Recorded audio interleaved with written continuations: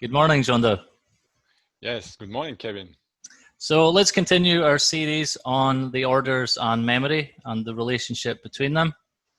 And if you can give us a very quick overview of what we've covered so far related to memory, and then let's have a look at what you want to talk about today. Yes, the overview is very simple.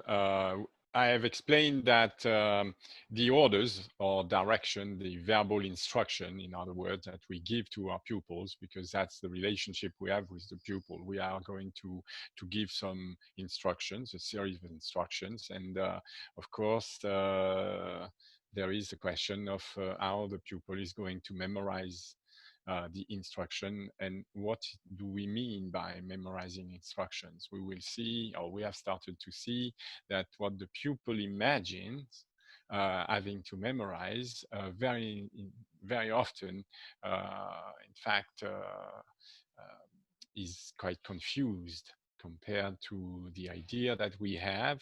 And at first, it's a necessary step in which we have to dispel the confusions and explain to the pupil what is this business of giving oneself instruction about, how are we going to reason, and if these orders are designed for the performance of a connected series of acts, there are a mental bias that we all have due to our education that is going to collide with the purpose of the lessons. So it's very interesting for people to have at first a practical encounter with this phenomenon of the mind.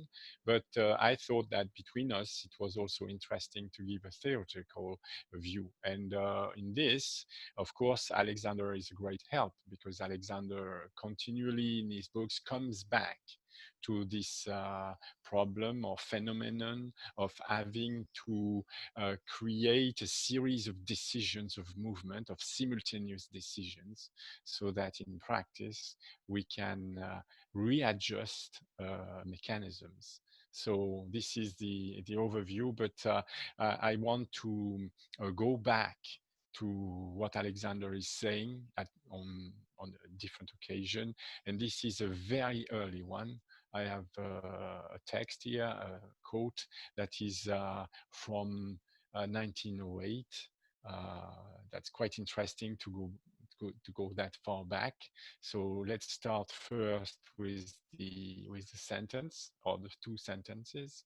You will see they are not short, but they are in fact redundant with plenty of ideas that we have already explored, and some others that are going to expand the reflection.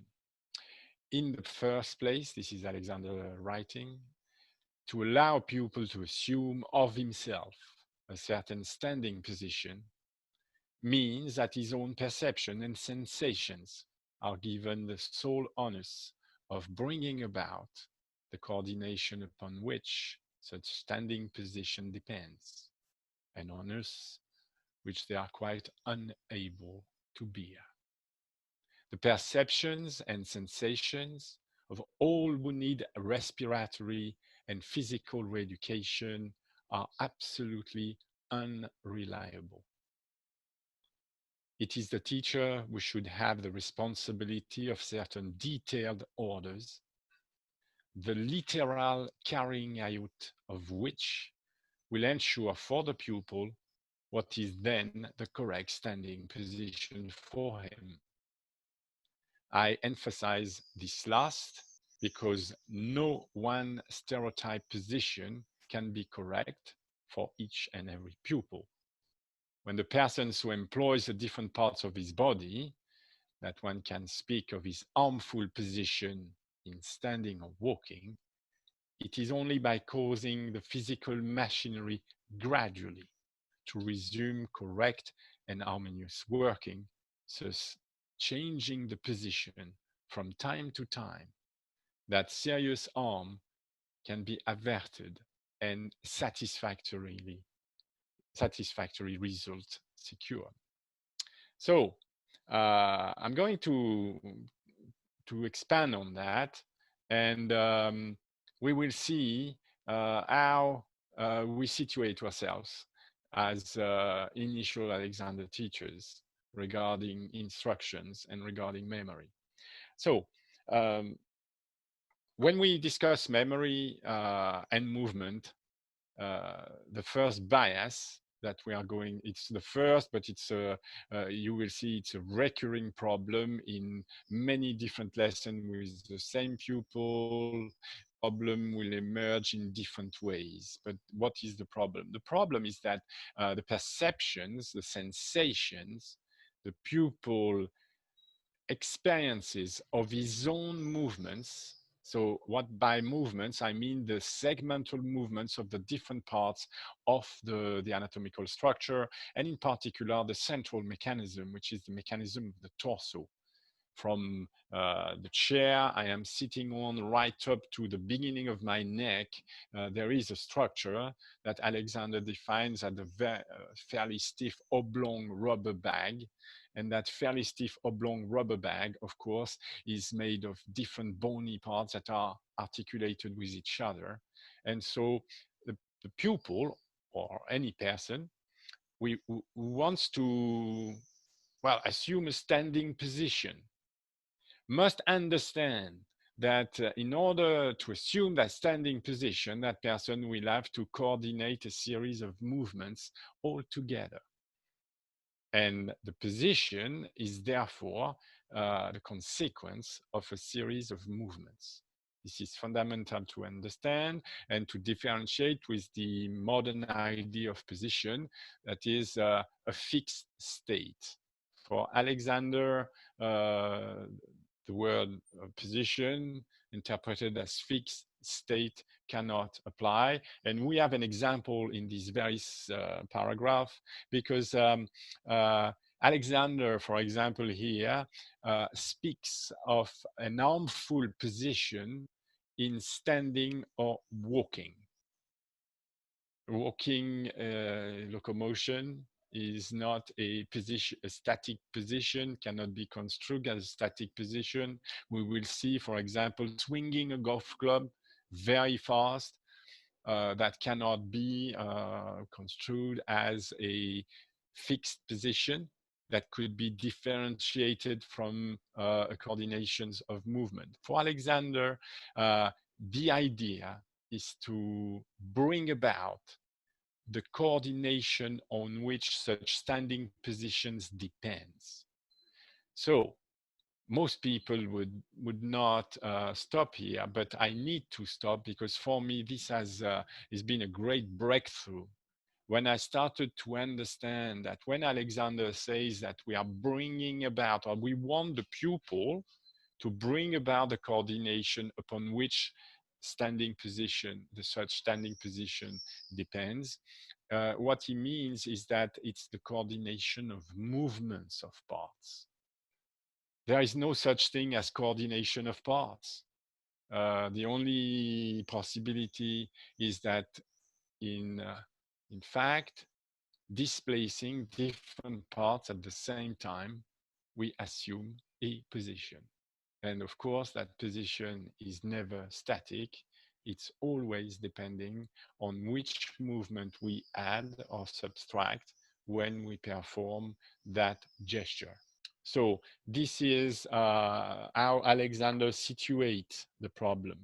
We want to change the way we organize the different movements of the parts of the central mechanism, the torso first, but also of the central mechanism relatively to the limbs, in such a way as to expand the torso to allow a better functioning. So this is impossible, according to Alexander, to rely on memory of feeling or memory of impressions that you could get by working with yourself, or that you could get by getting manipulated by a somatic teacher.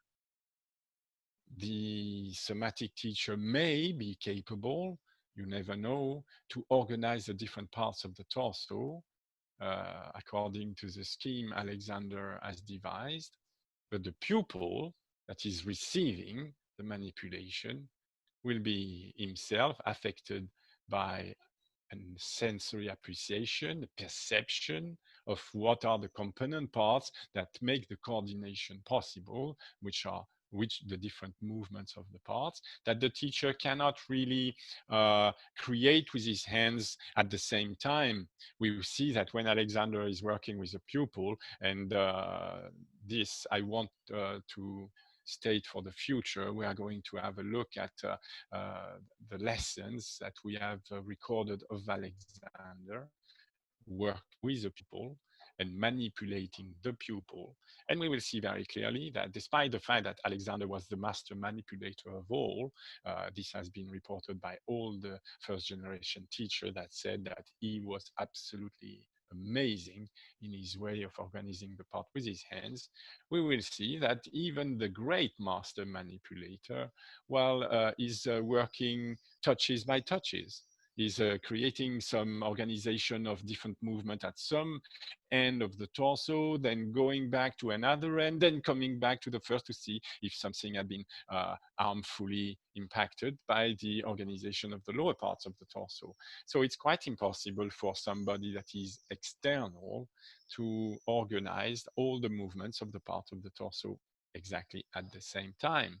So when the pupil is manipulated, he has no experience of the simultaneity of all the parts working together according to the teacher conception. He's got only his impressions. And we know our impressions of a simultaneous organization of movement can be deceptive. We are not saying that feeling is deceptive in itself. We are talking of something that is very precise, the coordinations of the different movements of the parts of the torso all together. And in each of my lessons, I demonstrate to the pupil that what they feel of the different movements is very, very far from the reality that we can see. So it's through this realization that one means of guidance is improper, does not lead to exactly what we want, that this idea of changing, in fact, the means of guidance. The initial Alexander technique is, of course, about improving the coordination, improving the expansion of the torso, learning to use the mechanisms that are at our disposal in the correct way so that we can really benefit from the springiness of these mechanisms when they are properly orientated. But in fact, this is just hiding the main component and the basis of the work is that we want to change the means of guidance. The guiding system has to be changed. We want to replace a embodied, a very simple somatic system of guidance by a new system of guidance that has to be reasoned, has to be understood first. So the memory that we require from the pupil is first, well, to get this idea on board is to remember that when we are working with ourselves, there is these questions of positions, there is these questions of movements, but it's very important to remember why we're doing this. We are doing this not to really improve the physical working of things. It's a consequence. What is very important is we want to improve the mental approach, the mental, intellectual, if you want. Some people are afraid of that word. I am not. It's very important that people understand that our greatest need is not in terms of ease, is not in terms of how we sit, how we stand, how we move. This is just like the background where we are working the mind. This is what we need. We need to understand how to organize our ideas, how to organize our speech toward ourselves, because we can do so much damage to ourselves with our speech, you know. most people do not realize how much the initial Alexander technique is directed toward how we speak to ourselves, how we define what make us enjoy, what make us want to discover new things, what make us want to appreciate what we have. This is the real idea. So to start with, you said, could you make a summary? I wanted to go back to this because this is the real basis of all this work. So in all this work, Alexander says that to direct the mind, we have to use instructions. We have to use orders. It is the teacher who have the responsibility of certain detailed orders, and he adds the literal carrying out of which will ensure for the pupil what is then the correct standing position for him. So we are discussing orders of movements of the parts relatively to one another and relatively to spatial references. For example, for spatial references, you can imagine something very simple. If I want to move the elbow is at a certain distance from the floor. The floor is an external reference, while the elbow is at a certain distance from the ribs in the middle torso. I would call this an internal reference because the two spots belong to the same organism. Yes, while when I say that the tip of the elbow is at a certain horizontal distance to a wall in front of me, this is clearly a reference that is external to the organism. So we are going to play with our pupils using instructions that are both, that are exactly separate, which are, there are instructions to relate the parts to another part, and there are instructions to relate both these parts to an external reference. So this is an intellectual prospect. This is something that the person normally has not developed in her education or very little. Here, we are, as we say, specialists. We are specialists of mind construction that can be tested very simply with a video, and we can test whether the person is capable or not of, in fact, subordinating movements of different parts to a very clear and detailed series of orders. This is not a specialized intellectual activity as it sounds, because you will understand, and I hope so, that when you start to organize an activity in such a way, of course, it's basing on organizing the mind, organizing how you use speech in order to direct the mind. And this, well, will be very, very useful in any sort of human activity. You want to organize your anger, your emotions, react to other people, how you react to some news. Well, that's it. You have here a prototype of an open space of connections where you can start to represent the connection between all things that you have in mind. And you can have more things in mind as long as you connect them. This is a fact that when we do connect an idea with many other ideas, well, it's so much easier to have it in mind. So this is an education or a re-education of the mind. We we have all gone through education, believing that education was a way to, in fact, organize our minds. I think that I discovered through the Alexander technique and through, well, all this exploration of the procedures set down in the books by F.M. Alexander, that there are gaps. There are gaps in our education, And the initial Alexander technique, with all the good it does to the organization of the movements, I'm not taking any out of this, is more important in the gymnastic of the mind, really. This is the real means of an elastic mind, or an elastic direction of the mind. So the teacher has the responsibility of detailed orders. And in the lessons, it's exactly how it goes. I will give orders to the pupil. I will give never one order at a time, but I will give to the pupil a series of orders.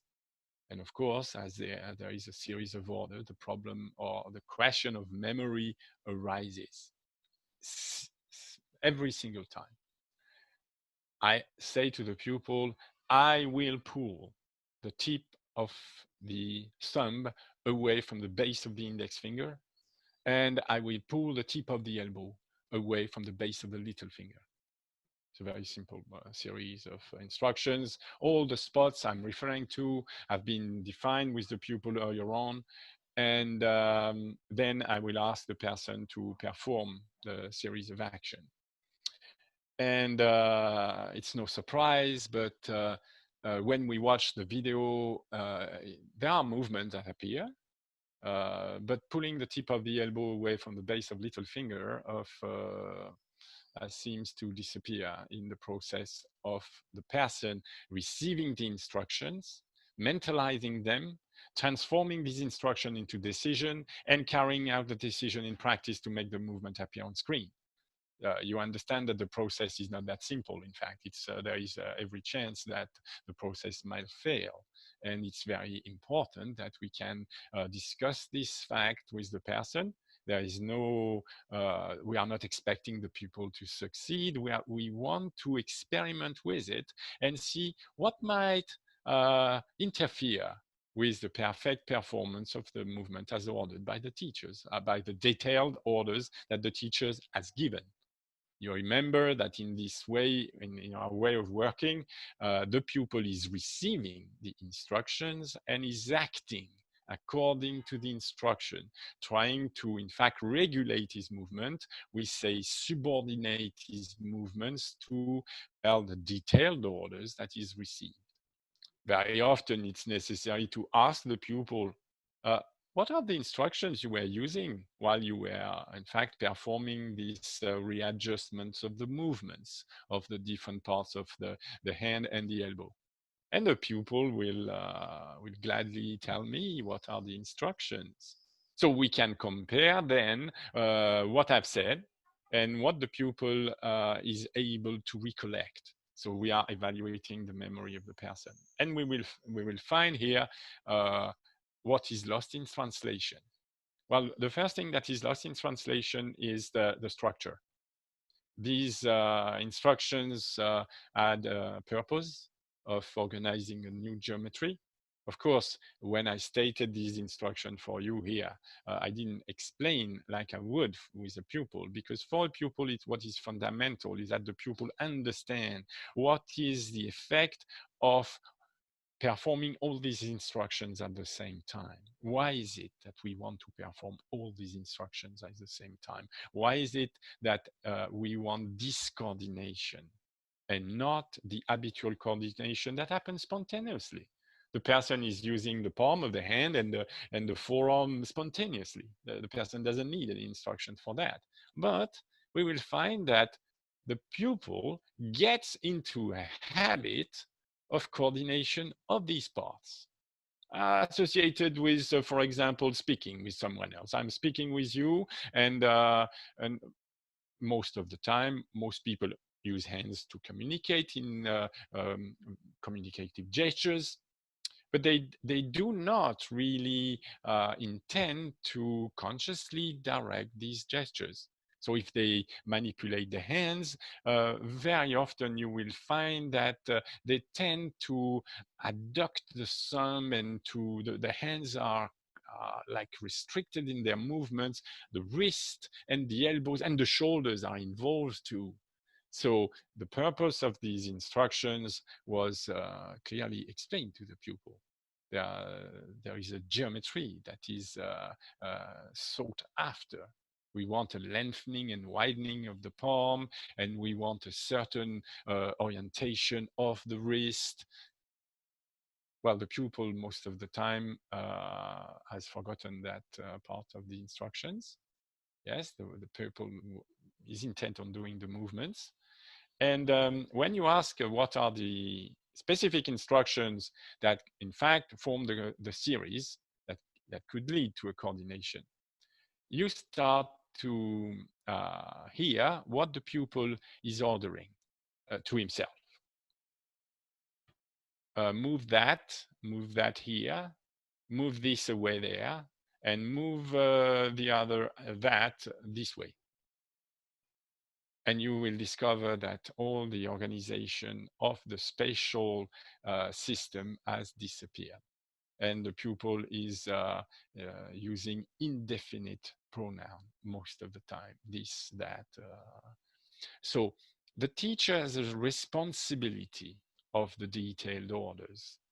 Go just a bit beyond the fact that the teacher must state clear orders, and clear in two senses, in two meanings. One is clear in what is the purpose of the order relative to the global action, the global geometry that we want to obtain. The pupil must be absolutely clear. And I do a lot of work with my pupils in diagrams so that they start to understand the relationship between the different movements and how these different movements will change the geometry that is habitual into a new unknown geometry that is going to feel rather bad. But there is another idea too, is that the orders have to,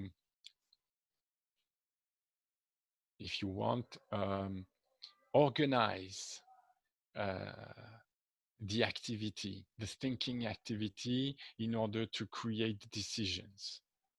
The pupil must remember that we want the orders to happen at the same time, that the orders that are the newest have to be taken into consideration, in the sense that we don't want the new orders to take over all the old ones, the one that the pupil already know, but also that we don't want the new orders are most of the time not within reach of the habitual range of movement that person is habituated to doing. So when you ask a person to do a movement that is habitual, the person will have no difficulty. Or a movement that the person has rehearsed, the person will do that movement very easily. If suddenly you ask the person to continue that movement that is habitual and incorporate into the series a new movement that is totally new, where we know that the condition of use, which means that the muscles and the tissues that are in fact involved in the new movement have been out of action for quite some time, well, it's obvious that this movement will be more difficult to implement. And as we'd ask the person to implement the series of movement in a relatively short time, we most of the time ask the person to perform the readjustment of movement during a span of 2 seconds. So we know that this new movement is going to be difficult to see appear at the same time as the others. So the person must remember that in this case, of course, we want the movement to happen at the same time, but we want them to happen at the same time on screen. It doesn't mean that inside the person, in order to account for the fact that the new movement is slow in coming, the person must in fact not project the decisions exactly at the same time. The person can decide that when one movement is difficult to make appear, it would be better to start with directing that movement before directing movements that are well within the capacity of the person to produce them at will. So we are then in a new strategy where there are levels of memory involved. There is a memory of the landmarks, the memory of the series of landmarks relative to one another, the different movement that should happen. And then we have how these movements have to be timed together in order for the coordination to appear. It's a real work on memory. And I have discovered that when we engage into that type of play of mind, then suddenly we can start solving other problems that are everyday problems, doing math or to solve, doing measurements or preparing a speech, organizing some happenings where different parties are going to intervene.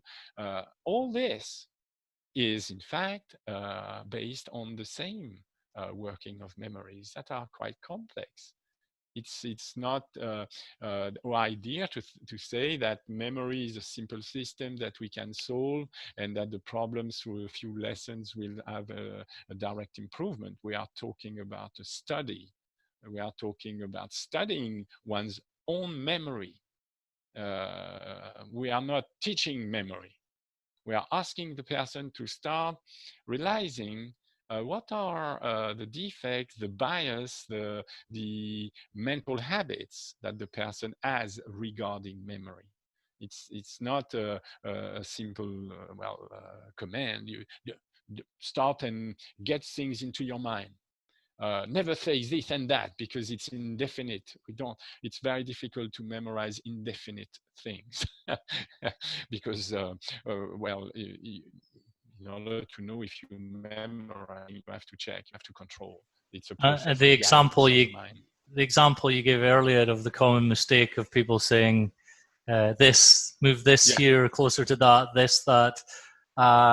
Your body now has a lot of thises and that's, which you can't understand the relationship between the different parts now because your mind has no words with specific definitions to work with.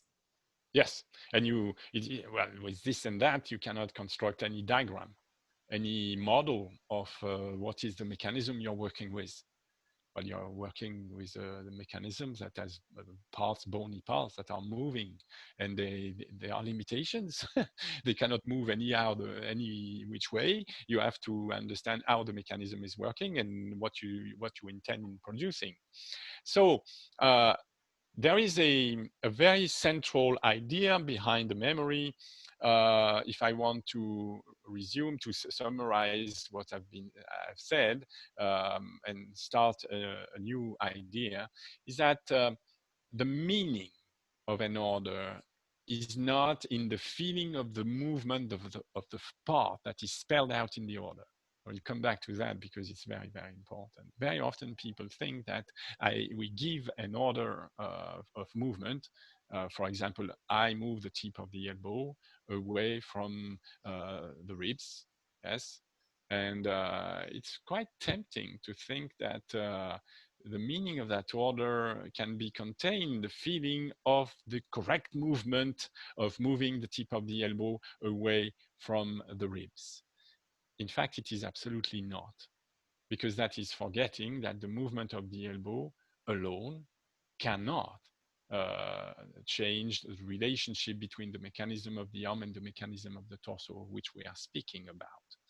We are relating the movement of the upper arm with the movement of the torso, of the ribs.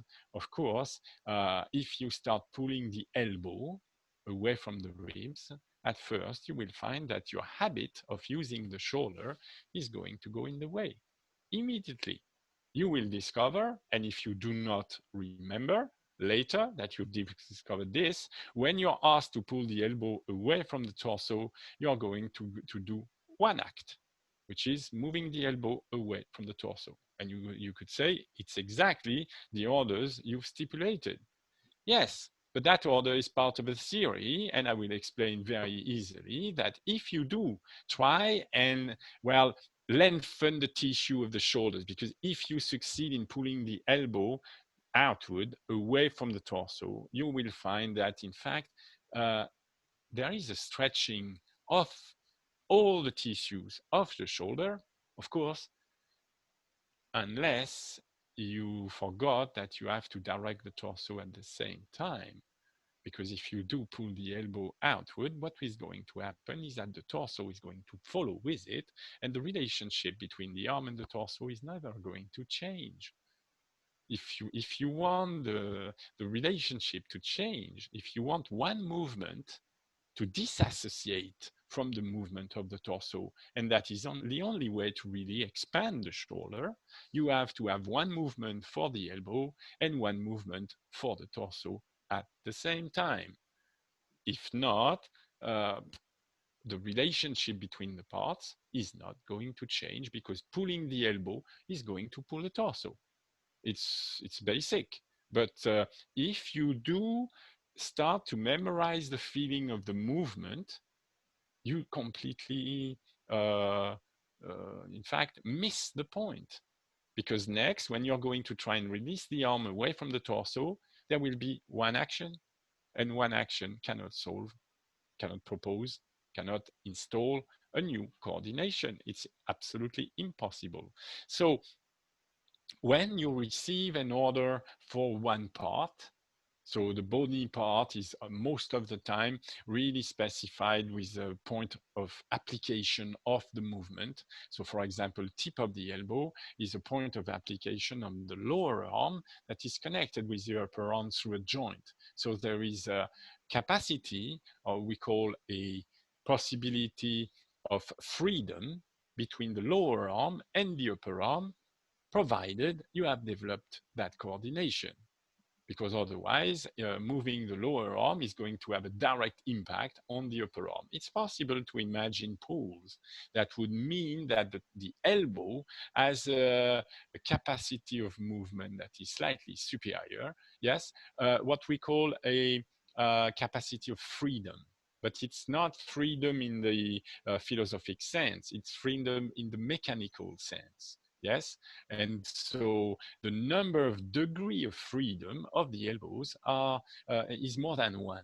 The elbow is capable of course, one type of movement, but there are other type of movement possible with the same joint, which make the joint slightly more complex than a very simple joint mechanism, you know, a rotating mechanism. So we have here the capacity to direct the mind toward a very special landmark on the bony part we want to move, and we need to have another definition for another spot that is on a different mechanism, which is the torso, and the person must memorize not the feeling of the movement, even if it's well performed, but the mechanism structure. The person has to start to memorize the understanding. There is a difference, fundamental, between memorizing the feeling and memorizing something that I call understanding, or the reasoning basis for that particular instruction. That instruction alone is wrong. That instruction alone cannot produce anything positive, anything interesting. And trying to perform that instruction alone, separate from the other that constitute the proper understanding of the mechanism, is just impossible, has no point, is engaining, is exactly what we don't want. So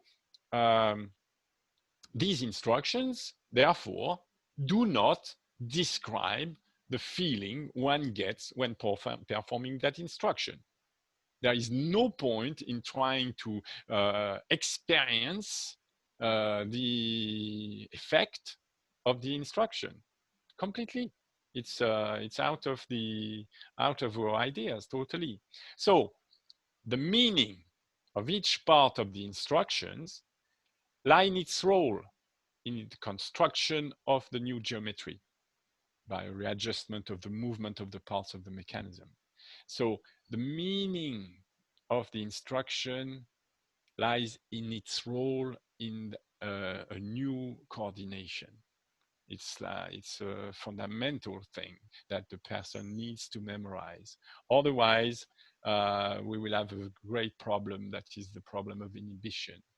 Because when an instruction is given to the person, of course, we need to give the person means to defend herself from this very old somatic urge to feel, to experience straight away.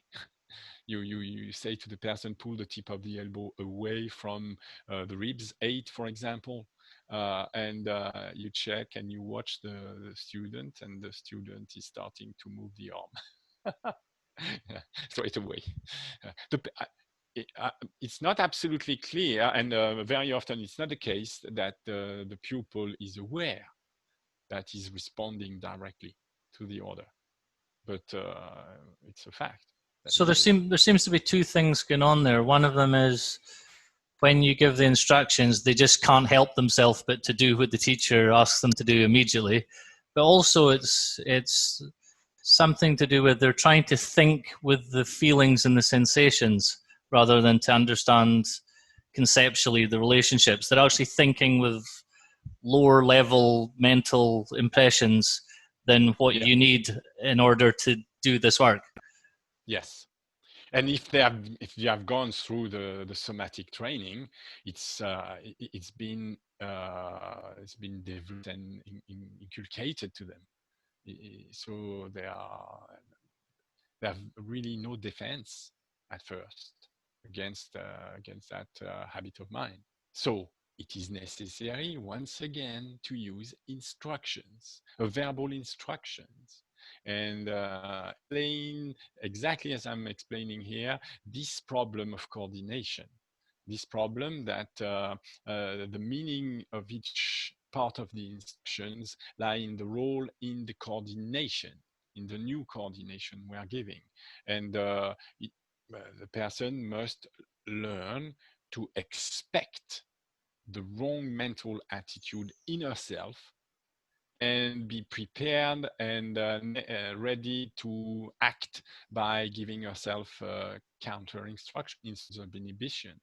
Yes, I am not to move when the person is giving me an order. It's very difficult when you have a teacher in front of you. Well, in front of you is miles away, because we are using Zoom in order to communicate with most of my students. But it doesn't matter. The presence of the teacher requesting for a new movement is sufficient for us to go back into. It's no insult this, but a childlike somatic attitude, where we are expected to perform a series of instruction all together in a minute. For the moment the teacher is explaining, I better get ready. I better start a little bit to get into the feeling of things. Well, if the person is in this, well, you just need to watch. I don't intervene, I just watch. And when the person performs the instructions, of course, because of the way of memorizing the instructions, because the person has memorized the instruction with feelings, with the physical process. Remember, in the last lesson, Alexander was explaining that the pupil was trying to memorize the instruction by a physical process.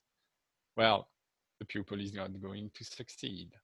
The pupil is going to be very limited, because the physical process can deal with very simplistic coordinations of movements. If you have two movements together, it may be possible with feeling to memorize how you could do that.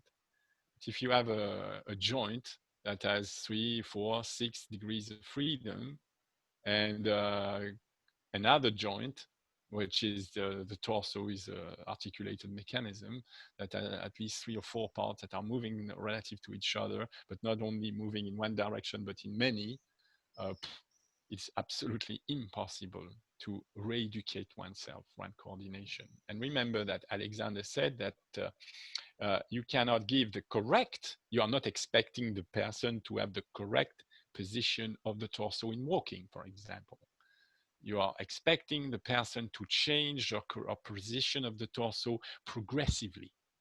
Yeah, it's impossible to go from wrong to right. No way. This is something that is very often forgotten. My pupils have this idea that during the lesson we are going to do a procedure involving a coordination of different instruction, leading to a coordination of different movement at the same time, and that they should be all right at the end. No, the person is just working with a completely new revolutionary idea of changing the system of guidance, and the person is just creating a new position that is certainly not the same as the one that was before. Otherwise the pupil would not come back and have a second Zoom lesson with me, of course. But it's absolutely obvious that the model is setting an aim, well, that is nearly impossible to achieve. It's not the problem. We don't want to be perfect. It's a good thing not to want to be perfect because we cannot. It's very easy. But the model is like an incentive to continue the exploration of the new system of guidance. So it's the physical representation of the new coordination space. So in walking, for example, or in swinging a club, we want to see the different parts organized in a certain way, yes, along certain external references and internal references both. And we want to see whether we are going in the right direction or not. It's just it's a path. There is no success. That's it. I've done procedure number 13. Now I can go on procedure number 14. No, we change procedure very, very often so that the person keeps agile. The last thing we want is the person to start to be very good at a series of orders. Well, yes, we don't want that, because if the person gets very good at a series of orders, the person, willingness to invent, willingness to discover new things is going to reduce. And so when you're going to propose procedures that is new and more complex, the person will be shattered. The person will say, but I was very good before. Now I can't do anything. I'm rubbish. Well, it's absolutely wrong. It's like the person was very good at doing something that was infantile or so easy that everybody can do it. And now that we had a new order, so the person was able to coordinate 4 orders, now you have a fifth order coming, everything's explode. Yes, this is to be expected. It's no big deal. It's just that we need to see that every single times, every single new activity, we need to, reason anew and start the construction. And that's it. And the idea is not to create the perfect gesture, the perfect walking position or swinging position. No interest whatsoever. And you have to understand that we are lucky because the anatomical structure and its degrees of freedom are so complex, so immensely complex, that if you turn the wrist one way or another way, suddenly your knee, your ankle, your lower part of the torso are going all to be affected. And you need to understand these things, how interconnected the movements are. Most people have no clue about this. People that are deep into somatic feeling and things like that. The reality of the movement in space of the different parts of the organism is really staggering. So it's a great area, a jungle, you want to say, of exploration. There are so many things to discover. It's fantastic.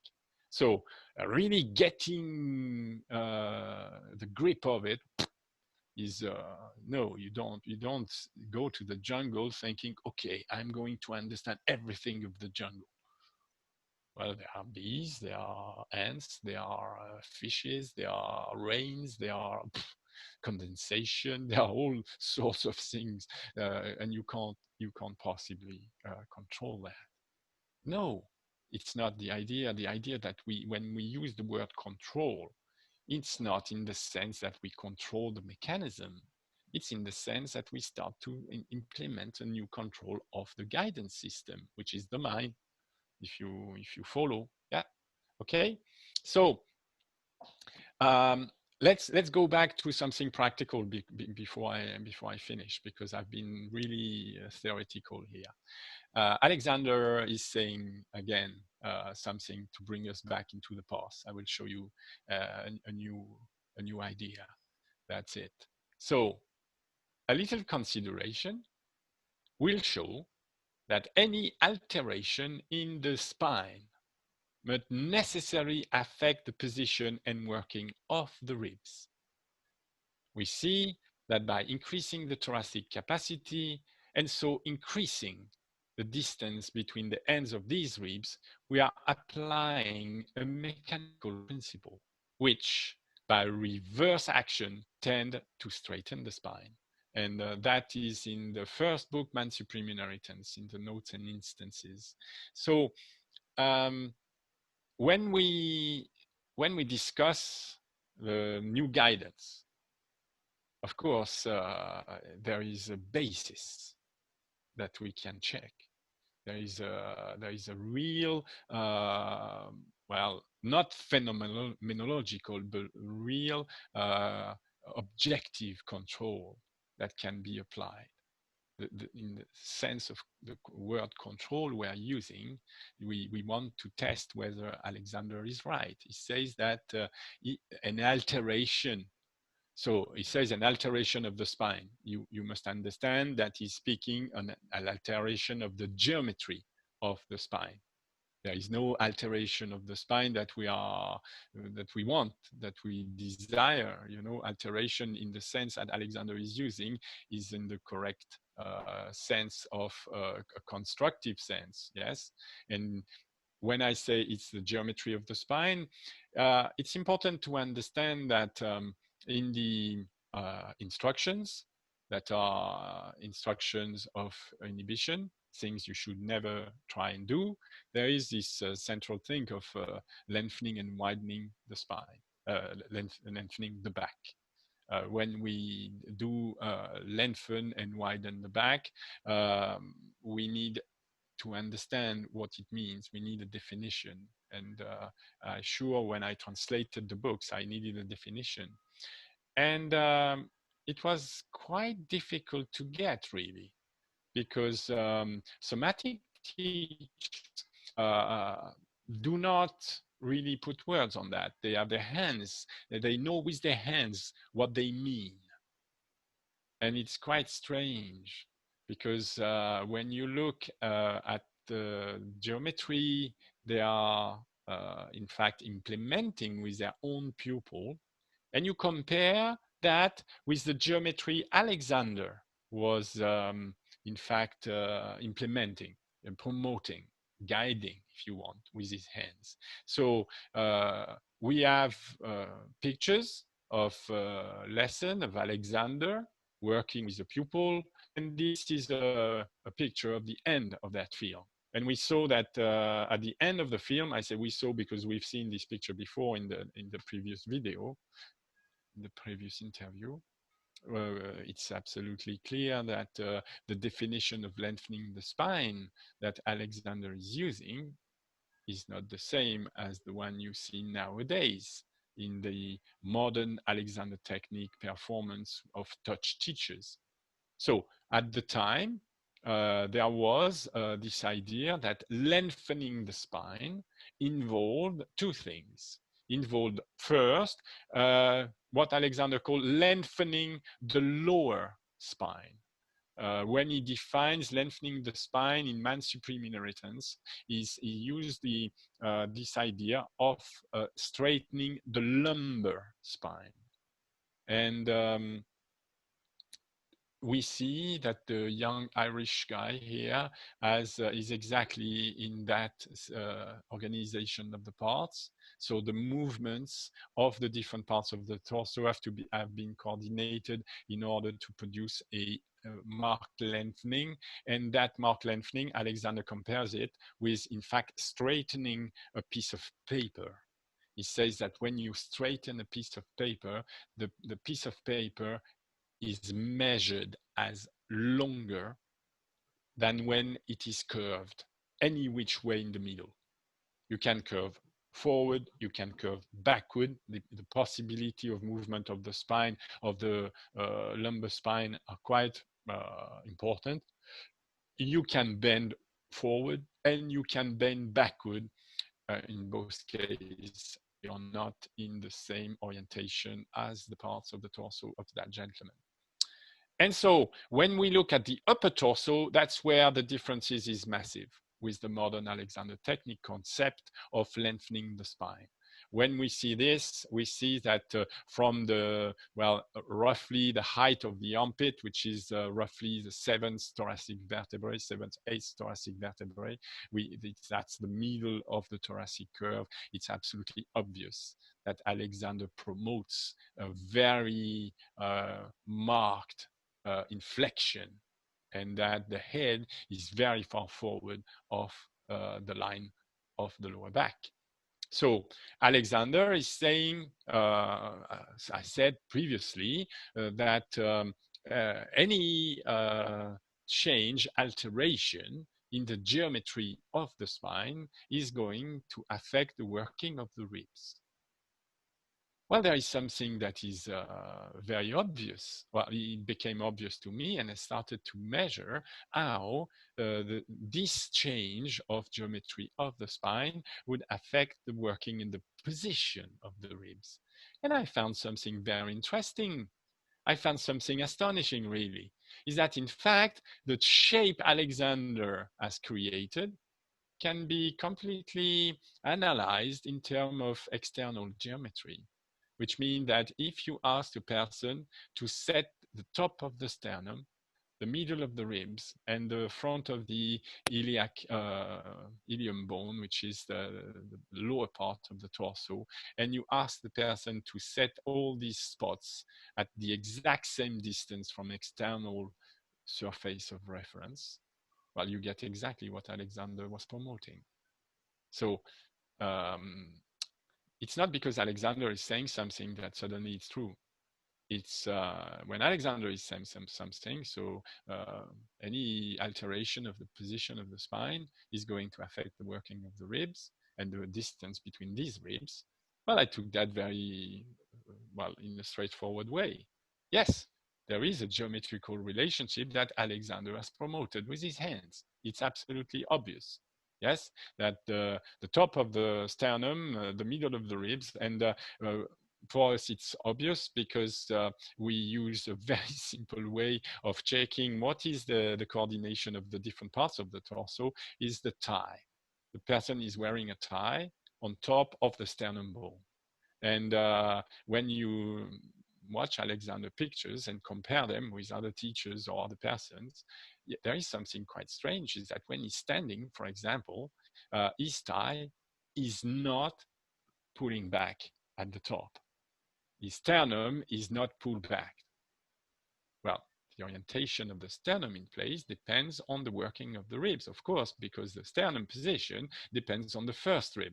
If the first rib that is attached directly to the top of the sternum and the first thoracic vertebrae is, if the ribs is set on the same plane as the ribs that are much below and much wider, but you will find that there is a retraction of the upper torso. You find this every single time you see a person lying down on the table.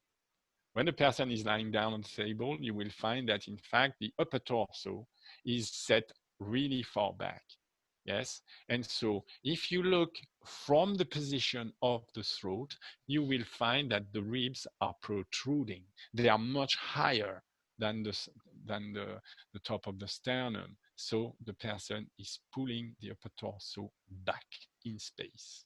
There's been a discussion between teachers of the different legacies that we have. So person were comparing the Walter Carrington legacy. He created a school of Alexander teachers, and also the Pat McDonald school. And there is a difference between the two kinds of ideas of what is to lengthen the back. And it seems in the number of the books, this teacher, in fact, thought as necessary, as correct, when the person was lying down on a table.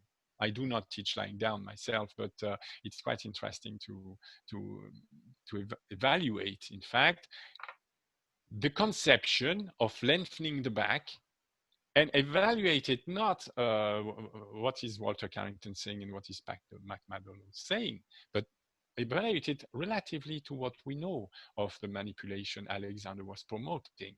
So we find that there is an enormous amount of book necessary to obtain the same organization of the upper part of the torso relatively to the middle and lower part of the torso in the Alexander system of organization of the movements of the parts. While in Mr. Walter Carrington, there is, well, less than half of that amount. And we go to Mr. Pat McDonald, and I've heard and confirmed that he was trying to have less and less books. There was like an aim in these schools to be as flat as possible at the back, and this is interesting because the definition of lengthening the spine is central to the expansion of the torso. And I've discovered, of course, that Alexander was clearly aware of what he was doing. This is not a somatic discovery. This is clearly, he's clearly internalized a model. So the memory is not in his hands. The memory is in the model he's using. So this is again an indication of what it is we are after. And it's again showing that we need to explore. We really need to explore. And exploring the memory is part of learning the initial Alexander technique. Excellent. Well, we will continue the exploration of this jungle next week. So everyone watching the video, you can get links to Jeando's websites and how to book a lesson underneath this video. And we will see you in the next video. So thanks very much, Jeando. Thank you. You too.